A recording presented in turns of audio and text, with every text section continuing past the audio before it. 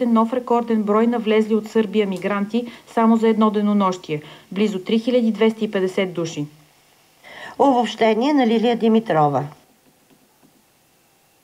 След като Софийския градски съд разпореди автокрадеца Ярослав Димитров да бъде освободен незабавно от ареста, прокуратурата го задържа престъпление от май миналата година. Мъжът стана известен покрай възмутените коментари на премиера Борисов, че човек с мярка за неотклонение домашен арест безпроблемно извършва нови престъпления. Обобщава Силвия Великова.